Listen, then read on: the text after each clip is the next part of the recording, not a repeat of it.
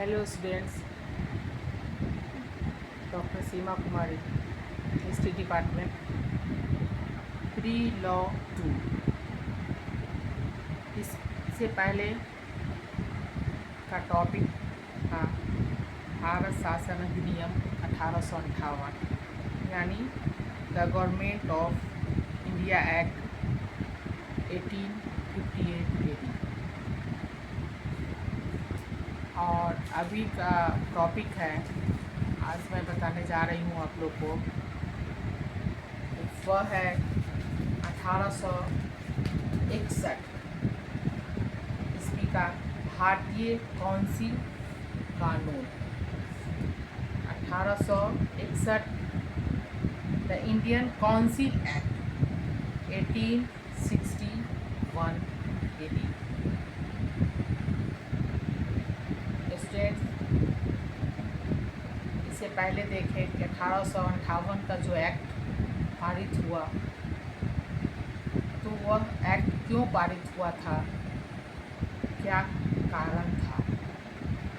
तो 1858 एक्ट जब पारित हुआ, बना, उस समय भारत में जो पहले ईस्ट इंडिया कंपनी का जो वर्चस्व था, वो वर्चस्व समाप्त हो गया। और उस वर्चस्व समाप्त होने के बाद वहाँ का जो व्यवस्था था, वह क्राउन का शासन प्रारंभ हुआ। लेकिन इससे भी भारतीय प्रशासनिक व्यवस्था में कोई सुधार नहीं हुआ। भारतीय व्यवस्था में सुधार के लिए भारतीय अधिनियम 1861 को पारित किया गया। तो 1861 का जो यह अधिनियम पारित किया गया, इसमें यह क्या प्रावधान था, प्रोविजंस ऑफ द एक्ट। तो 1861 ईस्वी का यह कानून भारत के संवैधानिक विकास में एक महत्वपूर्ण कदम था। यानी भारत के संवैधानिक विकास का यह एक बहुत महत्वपूर्ण कदम था, क्योंकि अंग्रेज जब क्राउन का शासन आया, तो इससे समझ में आ रहा था कि बिना भारतीयों के सहायता से मैं भारत में अब नहीं टिक सकता हूँ, मैं नहीं रह सकता। क्योंकि 1857 के पहला स्वतंत्रता संग्राम या सिपाही विद्रोह से उसे झकझोर तो जरूर दिया था। तो वह ऐसा प्रशासनिक व्यवस्था में भी ऐसा करना नहीं चाहता था जिससे भारतीयों को बहुत ज़्यादा ठेस पहुँचे। तो वह मिलकर काम करना चाहता था। लेकिन 1858 से भी भारत के जनता खुश नहीं थे। तो यह 1861 का जो यह एक्ट बना, तो यह एक बहुत महत्वपूर्ण कदम था। इस कानून में अंग्रेज़ों की वह नीति आरंभ हुई, इसे सहयोग की नीति, पॉलिसी ऑफ एसोसिएशन, यानी सहयोग की नीति। तो यह सहयोग की नीति कहिए या उदार निरंकुशता का नाम दिया गया, क्योंकि इसके द्वारा सर्वप्रथम भारतीयों को शासन में सम्मिलित करने का प्रयत्न किया गया था। इसमें भारतीयों को सम्मिलित करने का प्रयत्न किया गया था। इसके पहले ऐसी कोई बात नहीं थी। मैं और आपको इसके पहले भी बताई थी कि कैसे भारत अंग्रेज़ 1857 का जो मैं विद्रोह का कारण मैं बताई थी, राजनीतिक कारण, तो उसमें मैं बताई थी कि कैसे भारत के जनता जो थे वह कारण बना, राजनीतिक कारण में पॉइंट बताई, सामाजिक कारण, और अंग्रेज अपना चाल क्या खेल रहा था। तो उसके बाद जब यह क्रांति के बाद अंग्रेज़ों ने अपने सिद्धांत में कुछ चेंज किया और पहली बार उसे शासन में अपना सम्मिलित करने का भी प्रयत्न किया गया था। 1857 ईस्वी के विद्रोह से अंग्रेजों ने सबक लिया कि भारत जैसे विशाल देश का शासन भारतीयों की सहायता के बिना करना बुद्धिमानी नहीं है। वह दिमाग का बहुत तेज, वह तुरंत समझ गया 1857 के प्रथम स्वतंत्रता संग्राम का जो यह बिगुल फुकाया गया, उसे वह तुरंत समझ गया कि तो हम भारतीयों के सहयोग के बिना हम आगे नहीं बढ़ सकते हैं, मेरा पैर जम नहीं सकता है। वह तुरंत सबक सीख लिया और उसके बाद प्रांतों को कानून निर्माण के जो अधिकार दिए गए थे वे उसे संतुष्ट न थे। गवर्नर जनरल की बढ़ी हुई परिषद माने काउंसिल भी जिस प्रकार व्यवस्थापिका सभा के रूप में कार्य कर रही थी, उससे भी अंग्रेज शासक संतुष्ट न थे। तो हम देखते हैं कि इस कारण शासन में परिवर्तन की आवश्यकता अनुभव की गई, यानी शासन में परिवर्तन जिससे वह संतुष्ट नहीं थे।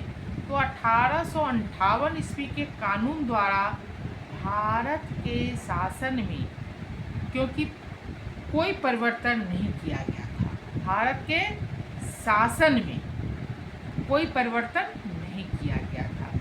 3 वर्ष पश्चात 1861 यानी 58 के बाद 1861 के अधिनियम से उन कमियों को दूर करने का प्रयास किया गया।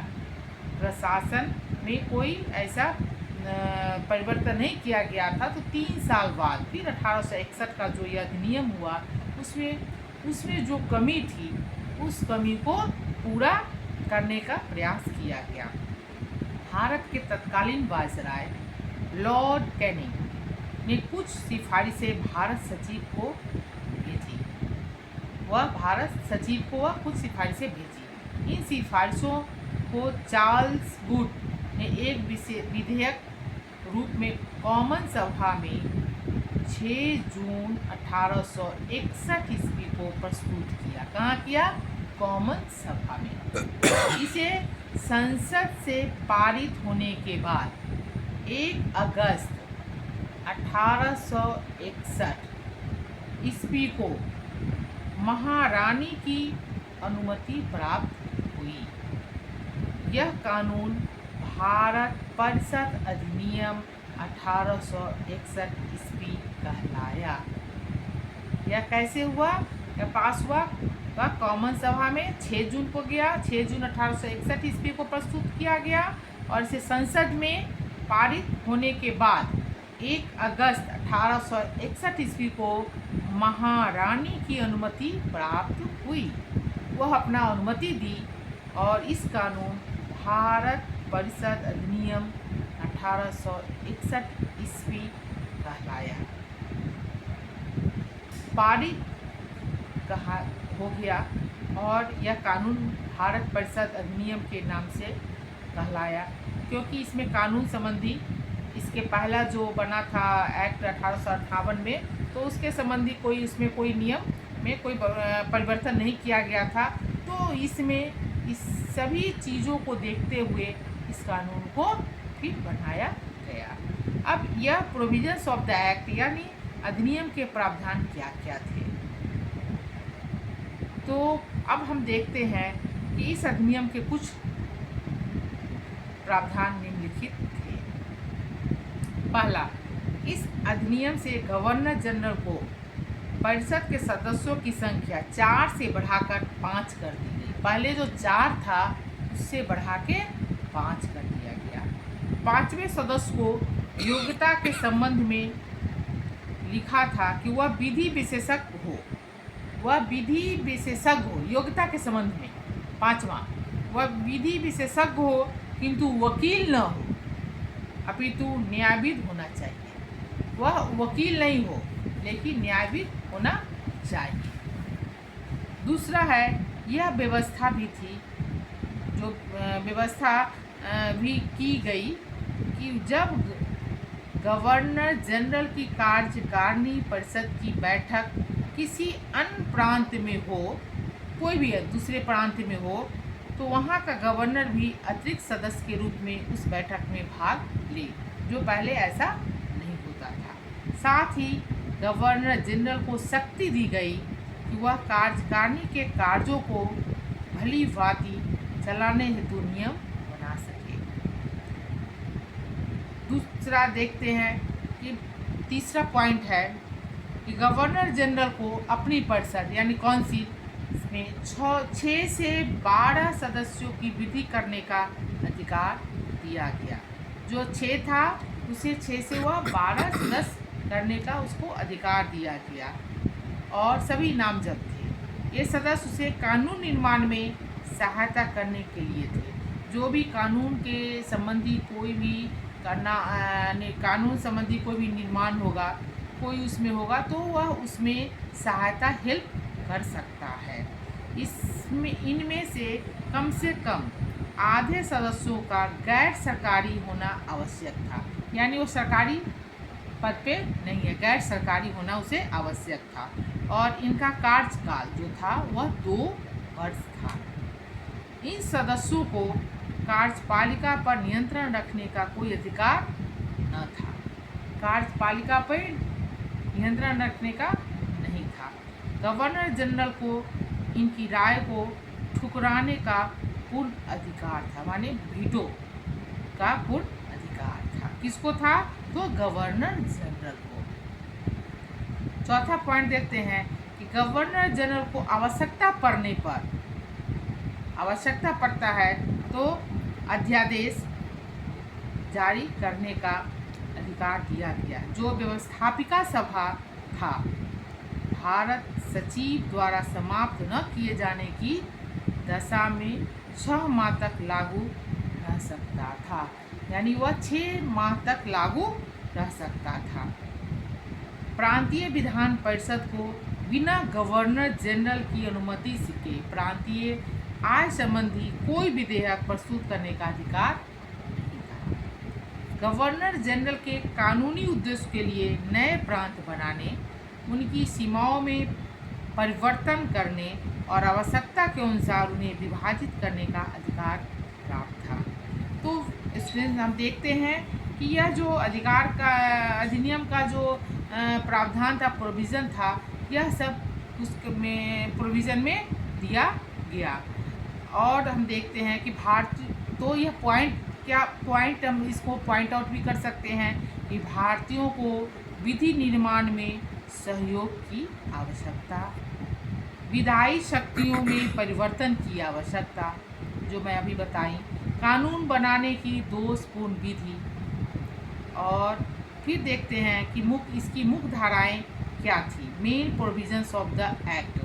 तो वायसराय के काउंसिल में एक और सदस्य की वृद्धि जो बताई, वायसराय को अपनी काउंसिल के सदस्यों में विशेष कार्य बांटने की शक्ति दी गई, गवर्नर जनरल का नियम बनाने की आज्ञा, वायसराय की विधान परिषद की शक्तियों का सीमित किया जाना, काउंसिल में प्रधान की नियुक्ति, नए प्रांत बनाने का अधिकार।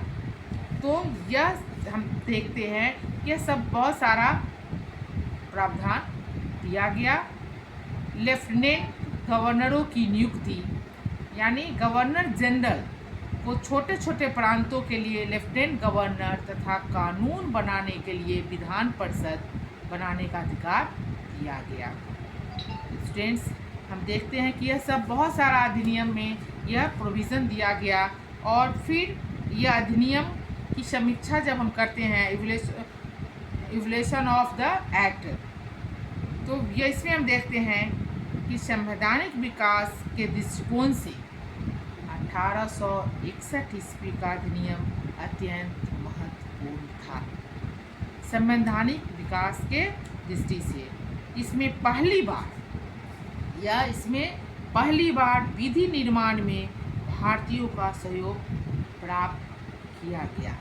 इसके पहले भारतीयों का सहयोग विधि निर्माण में नहीं लिया जाता था, क्योंकि प्रथम बार गैर सरकारी सदस्यों की नियुक्ति हुई थी। मैं इससे पहले आपको बताई कि उसमें आपको गैर सरकारी होना आवश्यक था। जो पद गवर्नर जनरल की अपनी परिषद में 6 से जो 12 किया गया था, उसमें गैर सरकारी पद होना आवश्यक था और इनका कार्यकाल 2 वर्ष का, जो मैं पहले बताई, तो इसके पहले ये प्रावधान नहीं था।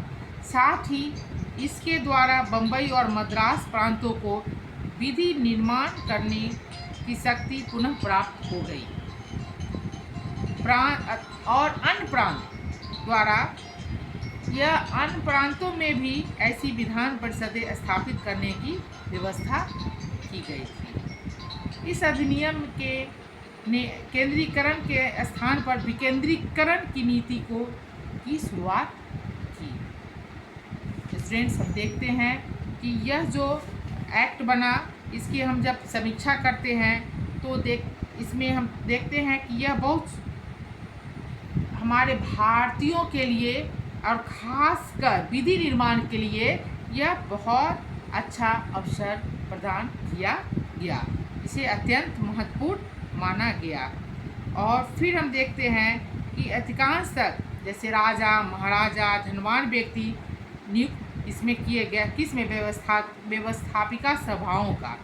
न तो कोई संगठन उचित था और न इसकी कुछ शक्ति ही थी। जो भारतीय जनमत का व्यक्त नहीं कर सकते थे, जिनके कारण उस आशय की पूर्ति नहीं हो सकती थी जिसके लिए वे स्थापित की गई थी। इनके अधिकार भी सीमित थे।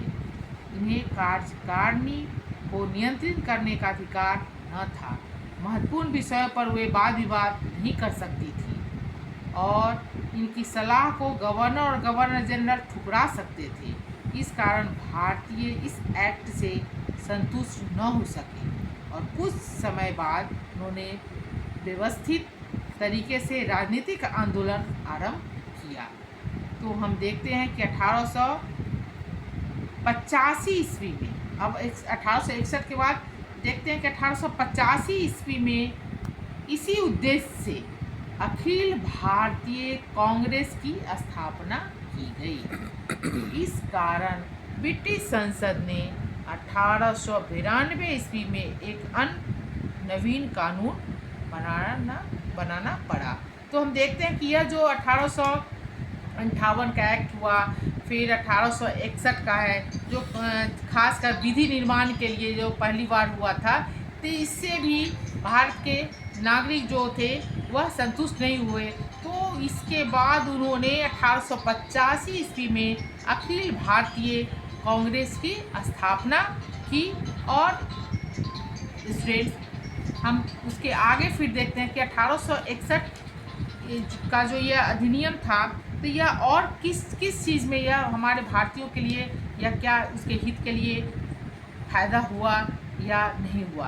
तो हर कोई भी एक्ट बनता है तो उसकी आलोचना भी की जाती है। तो इसकी ये भी आलोचना की गई।